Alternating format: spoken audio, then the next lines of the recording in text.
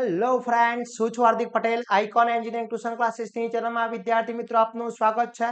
Diploma semester four electrical બ્રાન્ચની અંદર જે સબ્જેક્ટ આવે છે WECC, જે વાયરિંગ એન્ડ એસ્ટિમેશન કોસ્ટિંગ જે સબ્જેક્ટ છે એના આજે આપણે સુપર એન્ડ સુપર 40 ક્વેશ્ચન અહીંયા જોવાના છે.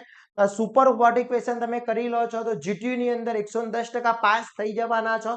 જોડે જોડે વિદ્યાર્થી મિત્રો તમે સારા એવા માર્ક્સ ગેઇન કરી શકો છો.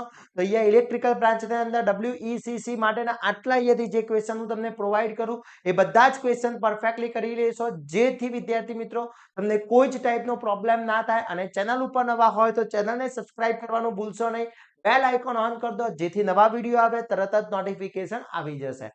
હવે વાત કરીએ વિદ્યાર્થી મિત્રો diploma semester four electrical branch માટે એનું એક વોટ્સએપ ગ્રુપ બનાવેલું છે, જે જનરલ વોટ્સએપ ગ્રુપ છે. જો હજી સુધી તમે એમાં જોઈન નથી થયા તો ફટાફટ જોઈન થઈ જશો, જેની લિંક ડિસ્ક્રિપ્શનમાં મૂકેલી છે, ત્યાંથી જોઈન થઈ શકો છો. જોડે જોડે વિદ્યાર્થી મિત્રો આપણે ઇલેક્ટ્રિકલ બ્રાન્ચના દરેક સબ્જેક્ટના કોર્સ આપણે ઓલરેડી લોન્ચ કરેલા છે, તો ફટાફટ કોર્સ પરચેસ કરી લેશો અને તૈયારી સ્ટાર્ટ કરી લેશો. હવે વાત કરીએ WECC માં કયા કયા ચેપ્ટર્સની અંદર કયા કયા ક્વેશ્ચન કરવા જોઈએ જેથી આપણે ઈઝી પાસ થઈ શકીએ અને સારા માર્ક્સ મેળવી શકીએ. તો એની અંદર વન બાય વન ક્વેશ્ચનની ચર્ચા કરી લઈએ. ફર્સ્ટ ક્વેશ્ચન છે બહુમાળી બિલ્ડિંગમાં વાયરિંગ સિસ્ટમના પ્રકાર જણાવવાના છે. જ્યારે મલ્ટી સ્ટોરેજ બિલ્ડિંગ હોય છે એના વાયરિંગ કઈ રીતના થતું હોય છે એના પ્રકાર તમારે અહીંયા સમજાવવાના પૂછી શકે છે. મોસ્ટ IMP ક્વેશ્ચન છે.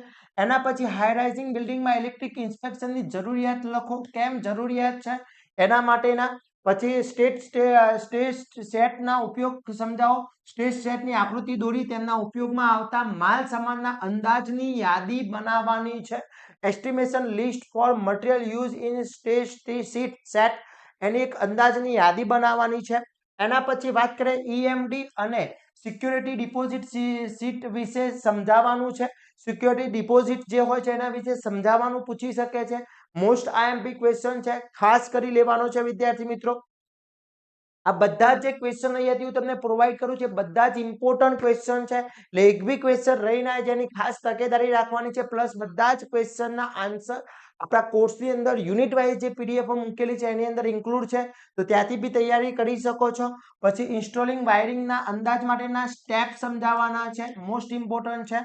પછી એક 15 HP 415 વોલ્ટ 3 ફેઝ ઇન્ડક્શન મોટરની પેનલ ડાયાગ્રામ દોરો અને full load current, starting current, સ્ટાર્ટરનો પ્રકાર અને મોટરની સ્વિચ રેટિંગ શોધવાનું પૂછી શકે છે. એટલે અહીંયા ડેટા ચેન્જ થઈ શકે છે, બાકી આ ટાઈપનો તમને એક્ઝામ્પલ GTU માં આવી શકે છે વિદ્યાર્થી મિત્રો. એના પછી વાત કરીએ SOR એટલે શું, માલસામાન ખર્ચ માટે SOR નું શું મહત્વ છે તે સમજાવવાનું પૂછી શકે છે. Very and very most important question છે, ખાસ કરી લેવાનો છે. એના પછી વાત કરવામાં આવે નેક્સ્ટ લૂપિંગના પ્રકાર લખો અને કોઈ એક સમજાવો. અહીંયા એની કીધું છે પણ ત્યાં તમને સ્પેસિફાઈ બી પૂછી શકે છે, એટલે લૂપિંગના પ્રકાર તમને કોઈ બી પૂછી શકે છે, ખાસ જોઈ લેજો. એના પછી ઇન્સ્યુલેટરના પ્રકાર, ઇન્સ્યુલેટરનું મટીરિયલ, સારા ઇન્સ્યુલેટરની લાક્ષણિકતા અને ઇન્સ્યુલેટર ફેલ થવાના કારણો શું છે એ તમને પૂછી શકે છે. એટલે અહીંયાથી કોઈ બી બે ક્વેશ્ચન બી બની શકે છે કે ઇન્સ્યુલેટરના મહત્વ, ઇન્સ્યુલેટર ફેલ થવાના કારણો એટલું બી પૂછી શકે છે. એટલે અહીંયા બધા જ ઇન્સ્યુલેટરના જે ટોપિક છે બધા જ મેં અહીંયા કવર કરી લીધા છે.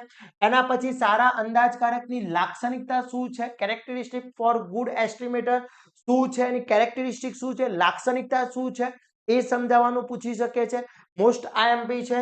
પછી ઓવરહેડ સર્વિસ કનેક્શન માટે ઉપયોગમાં આવતા મટીરિયલની યાદી બનાવો, કઈ કઈ ઉપયોગી મટીરિયલ છે એની યાદી બનાવવાની પૂછી શકે છે. Very and very most important છે.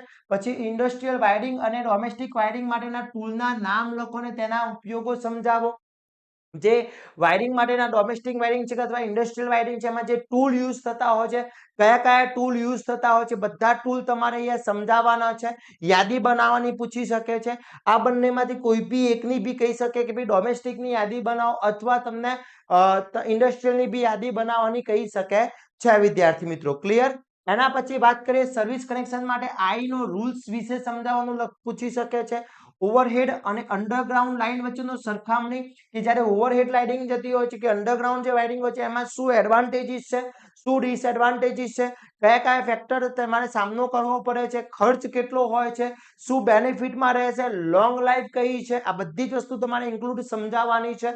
એના પછી સર્વિસ કનેક્શન એટલે શું, સર્વિસ કનેક્શનના પ્રકાર, અંડરગ્રાઉન્ડ સર્વિસ કનેક્શન દોરી અને સમજાવવાનું છે, એનું કનેક્શન જે છે અંદર દોરીને તમારે સમજાવવાનું છે. એટલે આની અંદર ફિગરો છે, ખાસ કરી લેજો, ડાયાગ્રામ ખાસ કરી લેજો, બહુ જ ઇમ્પોર્ટન્ટ છે વિદ્યાર્થી મિત્રો, ખાસ ધ્યાન રાખવાનું છે. એના પછી મેન્ટેનન્સનું મહત્વ શું છે કે જ્યારે બી કોઈ બી વસ્તુની અંદર ઇન્ડસ્ટ્રીયલ હોય એની અંદર મેન્ટેનન્સ કરતા હોય છે, ડોમેસ્ટિક હોય તો એની અંદર જે મેન્ટેનન્સ છે એ શું ભૂમિકા ભજવે છે, શું ઇમ્પોર્ટન્સ છે, શું ઇમ્પોર્ટન્ટ રૂલ્સ છે, એનાથી શું બેનિફિટ થતા હોય છે, આ દરેક વસ્તુ તમારે સમજાવવાની છે. એના પછી વાત કરવામાં આવે ડેલ્ટા સ્ટારના પ્રોટેક્શન માટેનો ખર્ચની યાદી કરવાની છે. ખરીદી સમિતિના કાર્યો વિશે લખો, ખરીદી કરવાની રીતો જણાવવાની, કોઈ પણ એક સમજાવવાનું છે કે જે ખરીદી સમિતિ હોય છે ને શું શું કાર્ય હોય છે, શું વર્ક હોય છે એ તમારે સમજાવવાનું પૂછી શકે છે. પરચેસ જે ટીમ હોય છે એની. પછી વાત કરીએ ઓવરહેડ ચાર્જના વિશે સમજાવવાનું પૂછી શકે છે. પછી વાયરિંગ પ્રોજેક્ટમાં સબ સર્કિટનું મહત્વ શું છે, કે વાયરિંગ પ્રોજેક્ટ એમાં સબ સર્કિટ શું છે અને સબ સર્કિટ નક્કી કરવા માટે આઈનો નિયમ શું છે એ સમજાવવાનું છે, કે કઈ રીતના આપણે એના સ્ટાન્ડર્ડાઇઝેશન નક્કી કરતા હોય છે, એના નિયમો શું છે એ તમારે અહીંયા સમજાવવાનું પૂછી શકે છે. પછી ડોમેસ્ટિક વાયરિંગ માટેના અંદાજ માટેના સ્ટેપ અને સામાન્ય રૂલ્સ વિશે સમજાવવાનું પૂછી શકે છે. પછી વૈજ્ઞાનિક અંદાજ કયા પરિબળો પર આધારિત રાખે છે, એટલે સાયન્ટિફિક એસ્ટિમેશન જે હોય છે એ કયા કયા ફેક્ટર ઉપર ડિપેન્ડ છે એ ખાસ સમજાવવાનું પૂછી શકે છે. એના પછી 3 ફેઝ વાયર અંડરગ્રાઉન્ડ ડિસ્ટ્રીબ્યુટર માટે માલસામાનની ખર્ચની યાદી બનાવવાની છે, લિસ્ટ બનાવવાનું છે. પછી ગોડાઉન વાયરિંગ, પછી master on control A master on of control વિશે પૂછી શકે છે. ઓકે, આ બધા જ ક્વેશ્ચન ખાસ કરી લેવાના છે. એના પછી વાત કરીએ કે આ ટાઈપની ક્વેશ્ચન તમને અહીંયા એક્ઝામ પછી કે એક ઘરમાં 6 પંખા, 6 સોકેટ, 5 એમ્પિયરના 7 ટ્યુબલાઇટ, 7 સોકેટ જે છે, 15 એમ્પિયરના total load, total sub circuit, main સ્વિચની સાઇઝ શોધવાની છે. એટલે કે ઘરનો પ્લાન આપી દીધો છે અને આટલી આટલી વસ્તુની રિક્વાયરમેન્ટ છે તો એનો તમારે આખું મેન્ટેનન્સ, એનું જે અંદાજ છે, એસ્ટિમેશન બહાર કાઢવાનું છે. આ ટાઈપનું પૂછાશે વિદ્યાર્થી મિત્રો. અહીંયા ઘર લીધું છે, હોસ્પિટલ આવી શકે છે, કોઈ બી વસ્તુ તમને ઇન શોર્ટ મૂકી શકે છે. એના પછી સાયન્ટિફિક અંદાજ અને સામાન્ય અંદાજ વચ્ચેનો તફાવત મોસ્ટ ઇમ્પોર્ટન્ટ છે. પછી 1.5 કિલોમીટર લાંબી 415 વોલ્ટ અને 3 ફેઝ વાયર, 3 ફેઝ અને 4 વાયર એલઈડી ડિસ્ટ્રીબ્યુશન લાઇન પર લોડ 50 કિલોવોટનો છે, બે પોલ વચ્ચેનું અંતર 50 મીટર છે અને પીએસસી પોલ ઉપયોગ કરવામાં આવેલા છે. તો 6x1 ક્રોસ નો એસસીઆર વાયરનો ઉપયોગ કરવામાં આવે તો જરૂરી માલસામાનની યાદી બનાવવાની છે. એટલે આખું લિસ્ટ બનાવવાનું છે. આના રિક્વાયરમેન્ટ લિસ્ટમાં ડેટા ચેન્જીસ થઈ શકે છે. પહેલા જ મેં તમને કહ્યું કે ડેટા અહીંયા ચેન્જીસ થઈ શકે છે પણ એ ક્વેશ્ચન પૂછાશે, ફાઇનલ પૂછાશે. એના પછી એક 4x4 મીટરનો રૂમ છે, એમાં 2 લેમ્પ, 2 ટ્યુબલાઇટ, 2 સીલિંગ ફેન, 15 એમ્પિયરનો સોકેટ પ્લગ છે. રૂમનો વાયરિંગ ડાયાગ્રામ દોરો અને ટોટલ લોડ અને સબ સર્કિટ દોરવાની છે.